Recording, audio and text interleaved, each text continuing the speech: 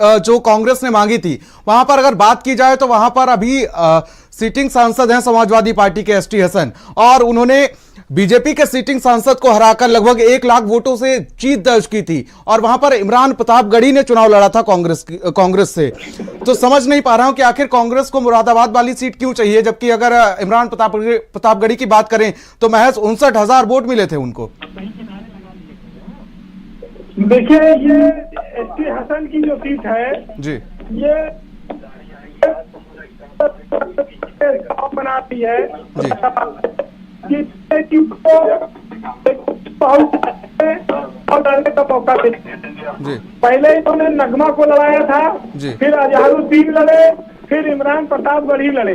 कांग्रेस वहां पर 3 चुनाव लगातार हार चुकी है, और 2022 का जो विधानसभा चुनाव हुआ उसमें समाजवादी पार्टी को 6,40,000 वोट मिले थे मुरादाबाद में, और अगर कांग्रेस की बात करें तो उसे कुल 14,000 वोट मिला।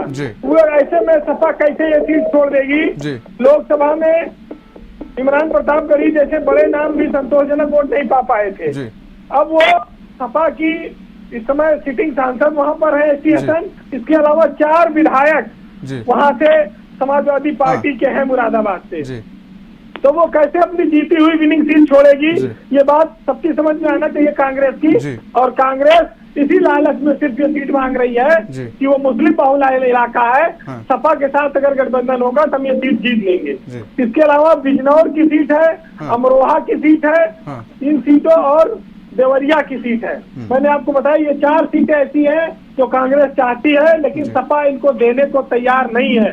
15 सीटों का ऑफर है, जो बात साफ है, और 1-8 सीटों की और गुंजाइश बन सकती है, लेकिन जो अभी तक 17 सीट की बात आ रही थी, इस पर सपा ने कोई स्पष्टता नहीं दी है। अखिलेश यादव ने उनकी ओर से सिर्फ 15 सीटें कांग्रेस को ऑफर की गई हैं, जिसमें मुरादाबाद, बिजनौर, अमरोहा और देवरिया वो कतई देने को तैयार नहीं है। वो ये 4 सीटें कांग्रेस को नहीं देंगे।